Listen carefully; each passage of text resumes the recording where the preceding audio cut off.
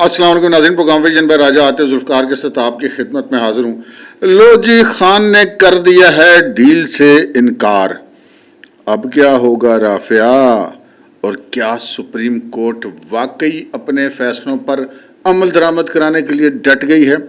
جی ہاں، اس ولاگ میں ہم ان دو اہم موضوعات پر بات کریں گے۔ تو سب سے پہلے ہم بات کر لیتے ہیں سپریم کورٹ کیا واقعی ڈٹ گئی ہے۔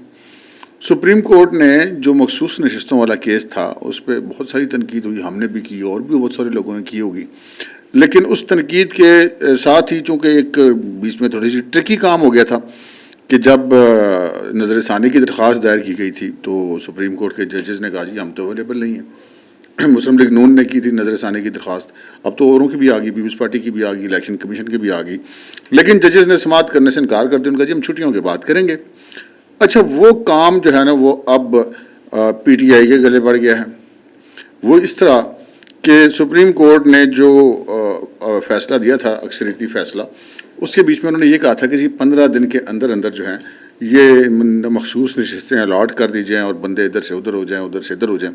جو بھی تفصیلات ہیں، امن میں تفصیلات میں جا کے آپ کا وقت نہیں ضائع کرنا چاہتے، تو وہ جو 15 دن کا وقت ہے وہ تو گزر گیا۔ اس میں اب الیکشن کمیشن آف پاکستان نے 2-3 پٹیشنیں ڈالی ہوئی ہیں۔ ایک تو انہوں نے نظر ثانی کی اپیل دائر کی ہے فیصلے کے خلاف، دوسرا اس سے پہلے انہوں نے جو ایک پٹیشن ڈالی تھی، انہوں نے یہ کہا تھا کہ جی ہم نے جن لوگوں نے اپنے کاغذات نامزدگی میں پی ٹی آئی سے تعلق کو ظاہر کیا تھا تو ہم نے ان کو تو کر دیا ڈکلیئر کہ وہ پی ٹی آئی کے ہیں، لیکن جو باقی 41 ہیں ان کے حوالے سے جو ہے وہ اب ہم کیا اس کو ان کا سٹیٹس ہے یہ بتایا جائے۔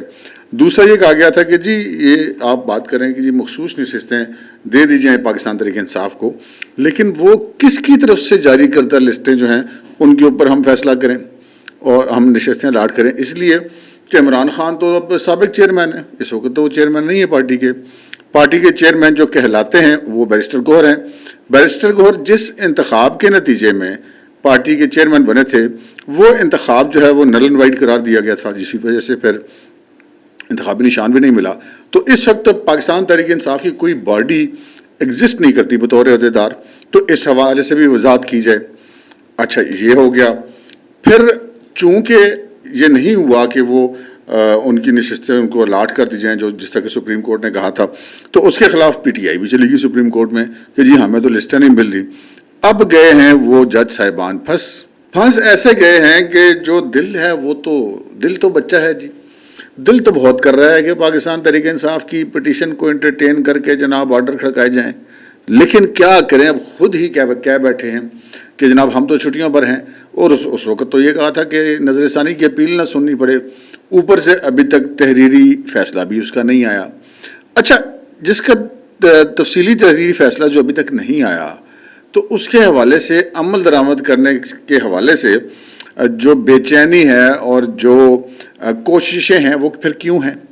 پہلی بنیادی بات تو یہ ہے، اب جن لوگوں نے اختلاف کیا اور جو ججز نے اختلافی نوٹ دیا، جن چیف جسٹس قاضی فائزہ نے اضافی نوٹ دیا، تو انہوں نے تو اپنے وہ نوٹ دے دیے اور اس میں یہ بتا دیا کہ جناب یہ جو اکثریتی ججز ہیں انہوں نے فلاں آئین کی جو شقیں ہیں ان کی خلاف ورزی کی ہے، ان کو اوور رول کیا ہے، ان کو ری رائٹ آئین کو کیا ایک طرح سے، اور انہوں نے یہ بھی کہا کہ اگر کوئی غیر آئینی حکم جاری کرتی ہے عدالت تو جو ہے وہ اس کے پاکستان کے کوئی ادارے یا افراد اس کے اوپر عمل درآمد کرنے کے پابند نہیں، جس سے بڑا شور مچا، بڑا ہنگامہ مچا۔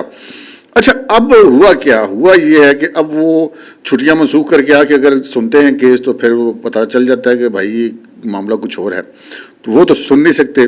تو اب جو ایک بینچ جو بیٹھا تھا، جو موجود تھا 3 رکنی، جسٹس منصور علی شاہ کی اس میں سربراہی میں، اس میں جو ہے گزشتہ روز یہ ہوا کہ نیشنل بینک کا کیس لگا ہوا تھا۔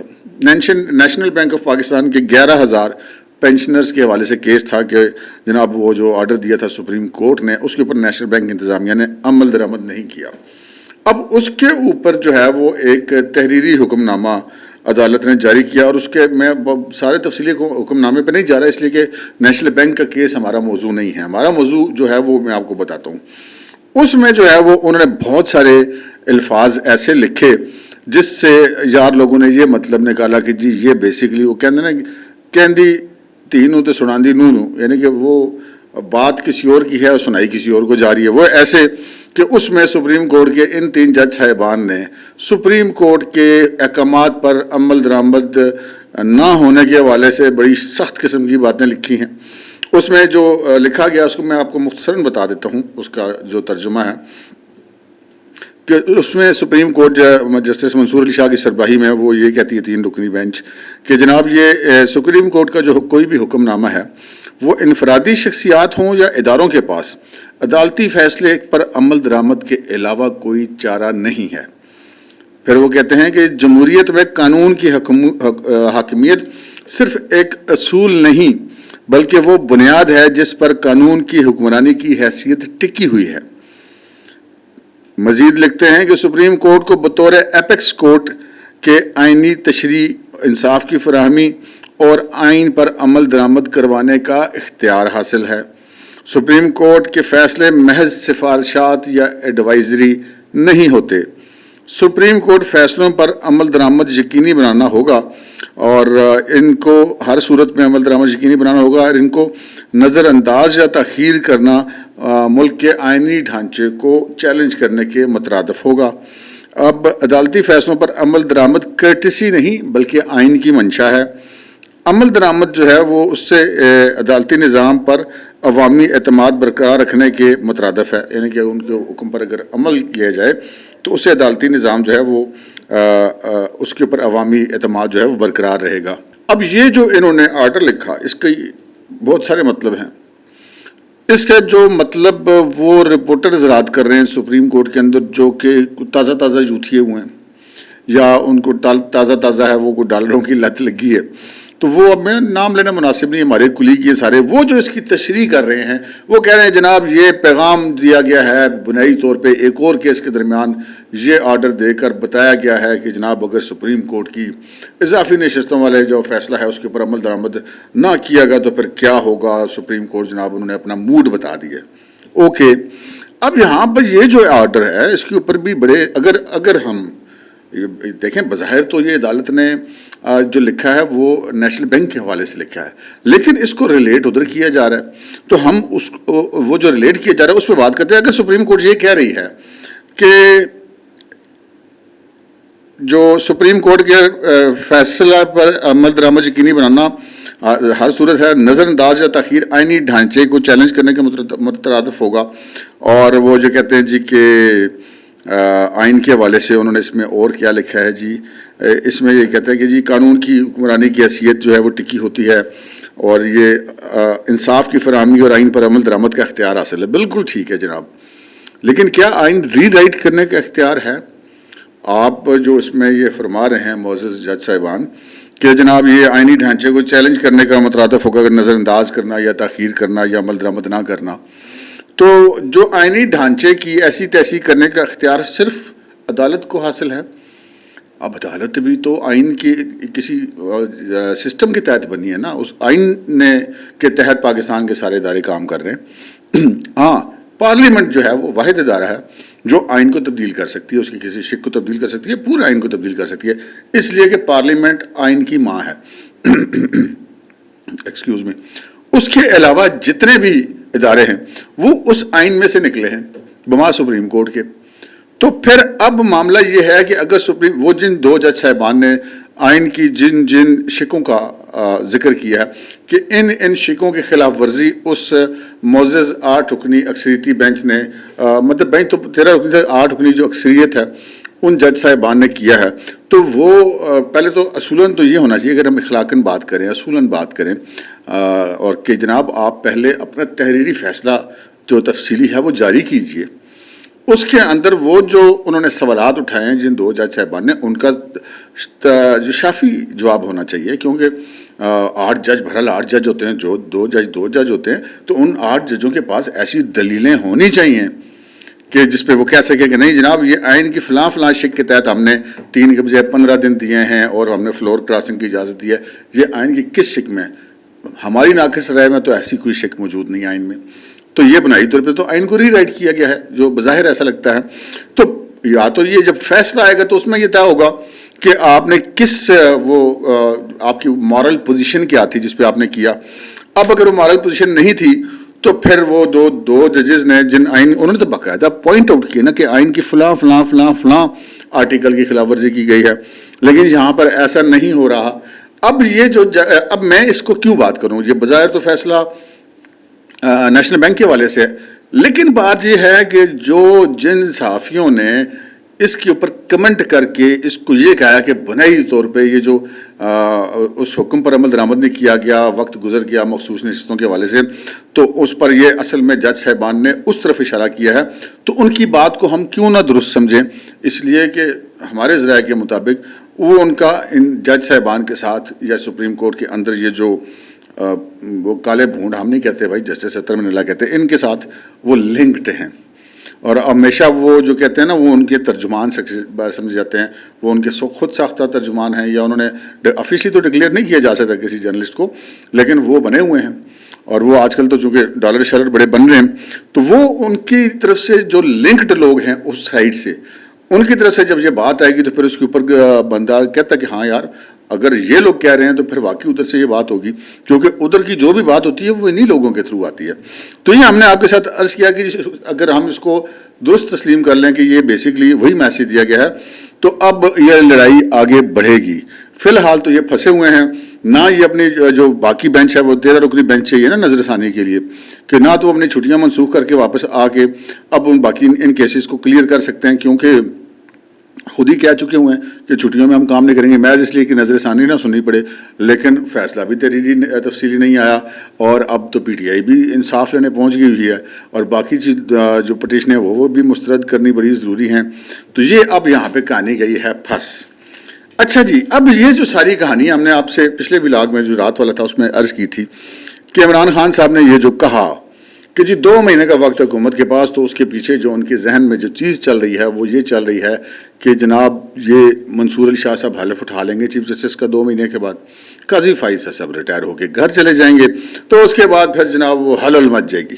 خان صاحب کا یہ خیال ہے، لیکن ہماری ذاتی رائے ہے، ہو سکتا ہے یہ غلط ہو، کہ خان صاحب نے جتنی توقعات جسٹس منصور علی شاہ سے لگا رکھی ہیں شاید وہ پوری اس طرح سے نہ ہوں. جسٹس منصور علی شاہ صاحب بہرحال بڑے سمجھدار آدمی ہیں، بڑے سینئر جج ہیں. یہ جو ابھی حالیہ انہوں نے ایک مطلب معذرت کے ساتھ کہہ رہے ہیں جناب کہ پلٹی جو ہماری ہے، یہ اس کے پیچھے بہت ساری وجوہات ہیں. اب 3 4 5 لوگوں کی جو یہ مستقبل کی چیف جسٹس شپ جو ہے وہ والا معاملہ اس کے پیچھے بظاہر نظر آتا ہے. تو وہ اب عمران خان صاحب نے جو یہ بات کی ہے وہ اس حوالے سے کی ہے. اب ایک تو عمران خان صاحب کو یہ آس ہے، دوسرا جو ہے جناب وہ بڑا امپورٹنٹ معاملہ ہے کہ جناب عمران خان صاحب کی ڈیل والی باتیں آپ کو پتہ ہے بڑے عرصے سے گردش میں، ہم بھی وقتاً فوقتاً آپ کو بتاتے رہیں گے بھائی کب کس نے کیسے رابطہ کیا اور کیسے ان کو جواب ملا، اور ان کو کہا گیا کہ نہیں بھائی اس کی کوئی گنجائش نہیں ہے. ابھی جناب بڑے سینئر جرنلسٹ نجم سیٹھی صاحب، انہوں نے اپنے ایک پیغام میں انکشاف کیا ہے کہ جناب ڈیل کی پھر ایک کوشش ہوئی تھی، اور وہ کوشش ہوئی تھی جناب علی امین گنڈاپور صاحب جو وزیر اعلیٰ خیبر پختونخوا ہیں. اچھا اس حد تک بات میں ان کے ساتھ ایگری کرتا ہوں سیٹھی صاحب کے ساتھ، کیونکہ اس وقت عمران خان صاحب کے پاس ایک واحد آدمی علی امین گنڈاپور ہی ہے بطور وزیر اعلیٰ کے پی کے، جس کے دوسری طرف رابطے ہیں اپنی پروفیشنل پوزیشن کی وجہ سے، تو وہ اس کو مکمل طور پہ استعمال کرتے ہیں. خان صاحب نے پہلے عارف علوی صاحب کے ذریعے بڑی منتیں کی، پہلے باجوہ صاحب کی، بعد میں جنرل عاصم علی صاحب کی، اس کے بعد سے لے کے پرویز لائی جو وزیر اعلیٰ تھے تب ان کو استعمال کرنے کی کوشش کی کہ معاملات کو سیٹنگ ہو جائے. انہوں نے تو وہ امریکہ سے بلا کے وہ زلمے خلیل جاد اور رابن رافیل وغیرہ کو بھی استعمال کیا، لیکن بات بنی نہیں، کسی نے ان سے بات کرنے پہ آمادگی نہیں ظاہر کی. اچھا اب جو ہے وہ ڈیل گنڈاپور سے پہلے بھی ہم نے آپ کو بتایا کہ ایک پروگرام میں وہ جو ایک اجلاس تھا اس کے اندر 4 وزراء اعلیٰ بھی تھے، وزیر اعظم بھی تھے، سارے سروسز چیف بھی تھے، تو اپیکس کمیٹی کا غالباً اجلاس تھا. تو وہ جب وہ اجلاس کے بعد وہ چائے پہ وہ کھڑے ہوئے تھے جناب اسمبلی صاحب، تو گنڈاپور صاحب نے جا کے فری ہونے کی کوشش کی تھی اور ان سے کہا تھا کہ جی میں نے وہ آپ سے کوئی بات کرنی ہے الگ. تو آرمی چیف نے ان سے کہا کہ آپ نے جو بھی بات کری وہ سامنے پرائم منسٹر صاحب کھڑے ان سے جا کے بات کریں. تو بڑی مطلب بےزتی جی نہیں کہتے، بےزتی جی نہیں ہو گئی، تو بےزتی جی ہو گئی سی ان کی. تو اس طرح کی بہرحال یہ پی ٹی آئی والوں کو اس سے فرق کوئی نہیں پڑتا. تو اب یہ سیٹھی صاحب کا نام گنڈاپور کے ذریعے ڈیل کی کوشش کی گئی، اور کوششیں آپ کر رہے ہیں، ڈیل کی شرطیں بھی آپ رکھ رہے ہیں، سبحان اللہ. اب خان صاحب نے جو پہلی شرط رکھی بقول سیٹھی صاحب کے کہ جناب پہلی شرط یہ ہے کہ میرے تمام مقدمات ختم کر کے مجھے رہا کیا جائے. میرے پارٹی کے لوگوں کی بات نہیں ہو رہی. اچھا جی, دوسری شرط کیا رکھی؟ دوسری شرط ہے کہ نئے الیکشن کروا دیے جائیں. اوکے. تیسری شرط کیا رکھی؟ تیسری شرط رکھی جناب مجھے وزیر اعظم بنایا جائے. یہ 3 شرطیں رکھی خان صاحب نے مذاکرات کے لیے. اب لگتا ہے خان صاحب جو ہے نا وہ اپنے جھوٹ کا خود ہی شکار ہو رہے ہیں. مطلب یہ ہم نے انتہائی شدید قسم کے جھوٹے رپورٹروں کو اس طرح کے بلاگ کرتے سنا کہ جناب chairman joint chief of staff committee general Sahir Shamshad Mirza جناب جیل پہنچ کے رات کے اندھیرے میں اور عمران خان کی منتیں ترلے کی جناب بات کر لیں. اچھا جناب پھر وہ جناب کوئی اور جنرل صاحب پہنچ کے جی ڈی جی آئی صحیح پہنچ گئے جی. ٹوٹل جھوٹ, ٹوٹل فراڈ ہے. عمران خان چیخیں مار رہا ہے عدالت سے. کبھی کہتا ہے 18 مہینے سے میں انتظار کروں میرے سے بات کر لو, کبھی کہہ رہا ہے 19 مہینے سے انتظار کروں کبھی بات کر لو. ایک دن کہتا ہے کہ مجھ سے بات کر لو, اگلے دن کہتا ہے جنرل عاصم منیب میں تمہیں چھوڑوں گا نہیں. اس سے اگلے دن کہتا ہے جی میں انتظار کر رہا ہوں میرے سے کوئی بات کرے. اس سے اگلے دن کوئی اور الزام لگاتا ہے میری بیوی کو قتل کرو گے میں نہیں چھوڑوں گا. مطلب اس قسم کی باتیں کرتے ہیں. اچھا وہ تو خان صاحب کی عادت ہے نا, وہ ایک موقع پہ تو میرا نہیں خیال 24 گھنٹے سے زیادہ کھڑے ہو سکتے ہیں. یہ ان کے ایک پتہ نہیں ان کا وہ کہہ سکے وہ مینوفیکچرنگ فالٹ ہے یہ جو بھی ہے. تو بہرحال جو وہ یہ کرتے ہیں تو وہ اب یہ خبریں جناب وہ خان مان نہیں رہا, جناب خان ڈٹا ہوا ہے, ان کو فوجیوں کو پریشانی ہے کہ جناب یہ ہو گیا ہے اب کیسے چلے گا, خان تو مان نہیں رہا. اچھا اب ان شرطوں کا بننا کیا وہ میں آپ کو بتاتا ہوں. لیکن اب یہاں پہ 1-2-3 چیزیں بڑی لاجیکلی بات کر لیتے ہیں. عمران خان سے اسٹیبلشمنٹ کیوں بات کرنا چاہے گی؟ یہ کہتے ہیں وہ منتیں کر رہے ہیں, ترلے کر رہے ہیں, ملک نہیں چل رہا, یہ ہو رہا ہے وہ ہو رہا ہے. دیکھیں وہ بات تو تب کریں کہ جب یا سڑکیں گرم ہوں اور لاکھوں لوگ سڑکوں کے اوپر ہوں اور خون خرابہ ہو رہا ہو تو تب کوئی کہے کہ اچھا یار سے بات کر لو بھائی, اڈا وڈا لیڈر ہے. تو یہاں پر تو یہ ہے کہ اڈیالہ جو روڈ ہے نا وہ درجنوں کلومیٹر لمبی روڈ ہے, وہاں پہ چڑیا بار نہیں مارتی. کسی بندے نے وہاں پہ جا کے کبھی چوں تک نہیں کی. اٹک جیل میرے خان صاحب ادھر اب سال سے اوپر ہو گیا جیل میں, کوئی وہاں میں پتہ لگ جائے کوئی 500,000 بندے نے جا کے احتجاجی مظاہرہ کیا ہو خان صاحب کے لیے. ایک دفعہ گئے تھے کوئی 3-4 لوگ, وہ چوکی ڈالے پکڑ کے لے کے جان چڑھائی بڑی مشکل سے معافیاں مانگ کے. اچھا اب باقی 16-17 کالے خان صاحب دے چکے ہیں جہاں تک مجھے یاد پڑتا ہے جب سے وہ جیل میں گئے ہیں. نکلو نکلو نکلو نکلو, کٹا بھی نہیں نکلا کوئی. ابھی لاسٹ میں تنگ آ کر علی امین گنڈا پور کو کہا یار تم اسلام آباد میں جلسہ کر دو. اس نے کہا بھائی صاحب میں نہیں اسلام آباد جلسہ کر سکتا, میں سوابی میں کر لوں گا. سوابی میں جا کے جلسہ کیا, اسلام آباد میں جلسہ بھی کرنے کی ضرورت نہیں کی. تو مجھے بتائیں گے کون سا جو ہے نا وہ کھوتی کھبی ہوئی اسٹیبلشمنٹ کی خان صاحب کے بغیر بندہ آپ کے پیچھے چلتا ہے. ایک نہیں ہے, آپ کہتے ہیں آپ میں 90% لوگوں کا لیڈر ہوں. تو ایک تو سڑکیں گرم نہیں ہیں, یا تو سڑکیں گرم ہوتی تو اسٹیبلشمنٹ مجبور ہوتی ان سے بات کرنے کے لیے, تو وہ تو چکر ہے کوئی نہیں. اچھا جی دوسرا معاملہ یہ ہے کہ جی معیشت نہ چل رہی ہوتی تو معیشت تو ماشاءاللہ جس دن سے خان صاحب اندر گئے ہیں اس دن سے اسٹاک مارکیٹ اوپر جانی شروع ہوئی ہے. ایک فیصلہ خان صاحب کے حق میں آتا ہے اسٹاک مارکیٹ نیچے آتی ہے, اگلے دن ان کے حق میں نہیں آتا پھر اوپر چلی جاتی ہے. جس دن سے خان صاحب گئے ہیں اس ملک کی سڑکیں جناب کھلی ہوئی ہیں, لوگ آزادانہ نقل و حرکت کر رہے ہیں اور کوئی 2 نمبری نہیں ہو رہی, کوئی یہاں پہ نہیں چل رہی, معیشت آگے جا رہی ہے. دیوالیہ ہونے کا خطرہ تھا وہ دور ہو گیا. IMF سے ایک پروگرام ختم کیا, دوسرا بھی لے لیا. تو کوئی ضرورت خان صاحب کی تو کوئی ضرورت نہیں یہاں پر, بلکہ خان صاحب جتنا عرصہ اندر رہیں گے معیشت اتنی اچھی چلے گی. تیسری بات کر لیتے ہیں کہ جی جو انٹرنیشنل پریشر میں 2 قسم کے ہوتے ہیں نا, ایک وہ جو آپ کے دشمنوں کا پریشر ہے, ایک جو آپ کے دوستوں کا پریشر ہے. تو پریشر تو دوستوں کا ہی ہوتا ہے نا, دشمنوں کا پریشر کون لیتا ہے؟ تو دوست ممالک کون ہیں؟ ترکی, اچھا جی سعودی عرب, قطر, UAE, چائنا. ان ملکوں میں سے تو کسی نے کرنے کہا کہ عمران خان کو جناب آپ وزیر اعظم بنا دیں یا جیل سے نکال دیں. ایک بات. دوسری بات ہے کہ یہ تو وہ ہیں جن کی گھڑیاں چوری بیچ دیے, محمد بن سلمان سے ڈنر سیٹ تک لے کے بیچ دیے, گھڑیاں بیچ دی, زیورات بیچ دیے. ان کو تو منہ دکھانے کے قابل نہیں ہے خان صاحب. ان کو کیا ضرورت پڑی کہ وہ انہوں نے تو اپنے چلتے جہاز سے اتار دیا تھا, خان صاحب کو واپس موڑ دیا تھا نجات لے جاؤ جی, بیٹھ کے گالیاں دے رہے تھے محمد بن سلمان کو. تو سعودی عرب ان کے لیے دباؤ ڈالے گا. اب آ جاتے ہیں چین کی طرف. سی پیک کا تو سارا مسئلہ ہے, خان صاحب تو اس کمٹمنٹ پہ آئے تھے کہ سی پیک بند کروں گا, اور آ کے انہوں نے کر دیا. مغربی ممالک کے ساتھ, امریکہ کے ساتھ, اسرائیل کے ساتھ وعدے کر کے آئے تھے.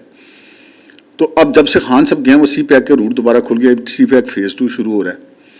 تو چائنا تو خان صاحب کو دیکھنا نہیں چاہتا. آخری جو دورہ انہوں نے کیا تھا وہ کون سی سرمائی اولمپکس کے کون سے پروگرام تھے، تو خان صاحب زبردستی چین چاہ گھسے تھے، تو کسی بندے نے ریسیو نہیں تھا کیا، اکیلے ہی بیٹھے ہوتے تھے اسٹیڈیم میں، ایک چھوٹے سے باکس میں بٹھا دیے تھے ان کو اپنے ساتھیوں سمیت، اور وہ پاکستان کے وزیر تجارت، وزیر مواصلات، ان کے داخلے پر پابندی تھی عمران خان صاحب کے پورے ٹینیور میں چین پہ، چین کے ساتھ کیے ہوئے معاہدے پاکستان کے خفیہ اٹھا کے انہوں نے IMF کو دے دیے تھے کہ کس شرح سود سے ہم نے قرضے لیے چین سے، تو چین تو عمران خان صاحب کی شکل ہی دیکھنا چاہتا، تو پھر دوستوں والا تو چکر کوئی نہیں۔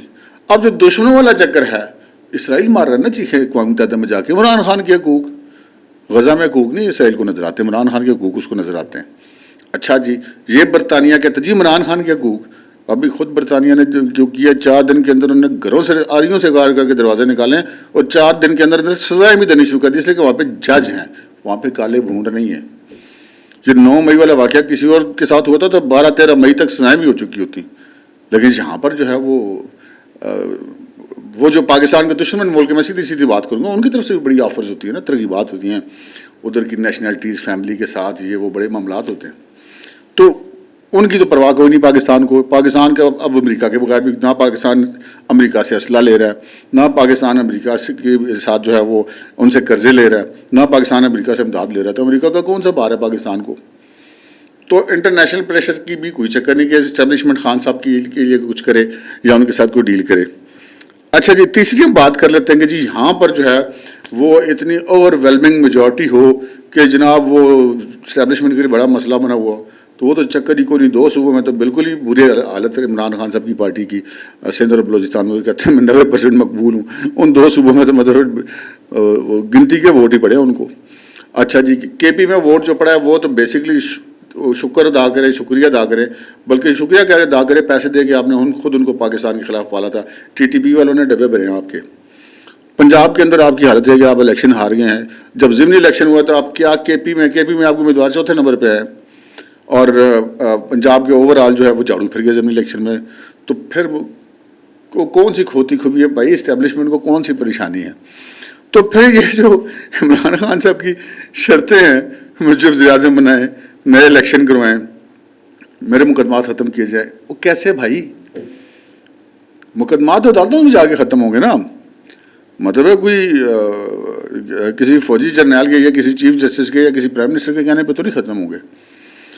پھر جناب مجھے وزیر اعظم بنا جاؤ، سبحان اللہ، جناب وزیر اعظم بننے کا تھا، الیکشن جیت جاتے آتے، نہ کرتے نا اس وقت اپنا پارٹی کا الیکشن کروا دیتے، ٹکٹ کے ساتھ الیکشن لڑتے اور جیت کے آ جاتے، پرائم منسٹر بن جاتے۔